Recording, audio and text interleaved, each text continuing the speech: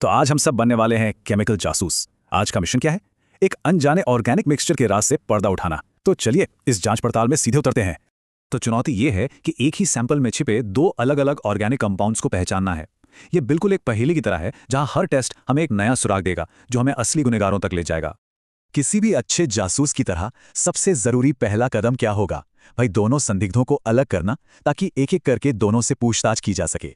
Chemistry में इस बेहद जरूरी कदम को हम कहते हैं सेपरेशन। अब देखिए, हमारी पूरी जांच की जो योजना है वो एक बहुत ही सीधे साधे से सुराग पर टिकी है। एक कंपाउंड पानी में घुल जाता है और दूसरा नहीं। बस यही वो चाबी है जिससे हम दोनों को अलग अलग कर पाएंगे। प्रोसेस बहुत ही आसान है, सिर्फ 3 स्टेप्स का। पहले मिक्सचर में पानी मिलाइए, फिर उसे अच्छे से हिलाइए और आखिर में फिल्टर कर लीजिए। और नतीजा, हमें मिल गए 2 अलग अलग सैंपल। एक जो पानी में नहीं घुला, वो है हमारा कंपाउंड ए, और दूसरा जो पानी में घुल गया, वो है हमारा कंपाउंड बी। अब बारी है हमारे पहले संदिग्ध की, कंपाउंड ए। जरा इसे माइक्रोस्कोप के नीचे रखा जाए और देखा जाए कि ये क्या राज छुपाए बैठा है। और पहले सुराख मिलने शुरू हो गए हैं। अच्छा, तो सबसे पहले क्या देखा? कंपाउंड ए एक हल्का गुलाबी ठोस है और इसकी गंध थोड़ी थोड़ी फिनॉल जैसी है। और जब इसे जलाया तो धुएं वाली लौ निकली, जो ये बताता है कि ये एक एरोमेटिक कंपाउंड है। मतलब इसकी बनावट में कार्बन की एक रिंग मौजूद है। अब बारी आई फोरेंसिक एनालिसिस की, और पता चला कि इसमें न तो नाइट्रोजन है, न ही सल्फर। वाह, हर नई जानकारी के साथ हम सच के और करीब पहुंच रहे हैं। कितनी सारी संभावनाएं अब लिस्ट। और यहां मिला हमारा पहला बड़ा ब्रेक थ्रू।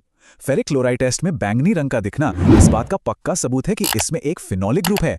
और हाँ, ये भी याद रखना जरूरी है कि नेगेटिव रिजल्ट्स भी कितने काम के होते हैं। हमें पता चल गया कि इसमें एल्डिहाइड या कार्बोक्सिलिक एसिड ग्रुप्स नहीं हैं। हमारी तलाश अब और भी सिमट गई है। और फिर आया वो निर्णायक सबूत।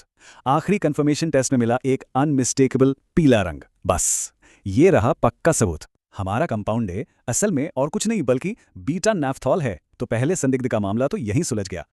एक संदिग्ध की पहचान तो हो गई, लेकिन केस अभी खत्म नहीं हुआ है। अब अपना पूरा ध्यान लगाते हैं इस रहस्यमयी कंपाउंड बी पे। चलिए देखते हैं इसके टेस्ट हमें क्या बताते हैं। अच्छा, तो पहली ही नजर में एक बात तो साफ हो गई। कंपाउंड भी बिल्कुल अलग है। ये रंगहीन है, इसमें कोई गंध नहीं है, और ये नॉन एरोमेटिक ठोस है। मतलब इसमें कंपाउंड ए की तरह कोई रिंग स्ट्रक्चर नहीं है। और सबसे बड़ी बात, ये पानी में आसानी से घुल जाता है। बिल्कुल कंपाउंड ए से एकदम उल्टा। एक और दिलचस्प बात सामने आई। अपने साथी कंपाउंड की तरह ही कंपाउंड बी में भी नाइट्रोजन या सल्फर नहीं है। ये सुराग क्या बताता है कि फिजिकल प्रॉपर्टीज में इतने फर्क के बावजूद दोनों में कुछ तो कॉमन है। और फिर हमें मिला हमारे दूसरे संदिग्ध का सबसे बड़ा सुराग। मॉलिश टेस्ट किया और 2 लेयर्स के बीच में एक बैंगनी रंग की रिंग बन गई। जानते हैं ये क्या है? ये एक क्लासिक संकेत है जो चीख चीख कर कह रहा है कि ये एक कार्बोहाइड्रेट है। तो अब बस आखिरी टेस्ट बाकी था। जैसे ही उसमें कॉन्सेंट्रेटेड सल्फ्यूरिक एसिड मिलाया, एक भूरा रंग दिखा। और बस इसी के साथ ये टेस्ट कंफर्म हो गया कि हमारा कार्बोहाइड्रेट और कोई नहीं बल्कि ग्लूकोज है। पहचान पक्की हो गई। तो चलिए अब सारे सबूतों को एक साथ रखते हैं और इस केमिकल केस को ऑफिशियली बंद करते हैं। दोनों कंपाउंड्स की पहचान सफलतापूर्वक हो चुकी है। एक एक करके की गई गहरी जांच और कई निर्णायक टेस्ट के बाद सारे सुराग अब एक साथ जुड़ चुके हैं और हमारे दोनों कंपाउंड्स की असली पहचान बिना किसी शक के सामने आ चुकी है। तो हमारे गुनहगार कौन थे? एक तरफ था एरोमेटिक, पानी में ना घुलने वाला बीटा नैफ्थॉल, और दूसरी तरफ एलिफैटिक, पानी में आसानी से घुल जाने वाला ग्लूकोज। सोचिए, 2 बिल्कुल अलग केमिकल्स एक ही मिक्सचर में साथ साथ छिपे हुए थे। तो अंतिम निष्कर्ष एकदम साफ है। वो जो रहस्यमय मिक्सचर था वो असल में बीटा नैफ्थॉल और ग्लूकोज का कॉम्बिनेशन था। Case closed. एक पहेली को सुलझाने का मतलब है अनगिनत नए सवालों के लिए दरवाजे खोलना। और सच कहूं तो यही वैज्ञानिक जांच की असली खूबसूरती है। हर जवाब अपने आप में एक नई खोज की शुरुआत होता है।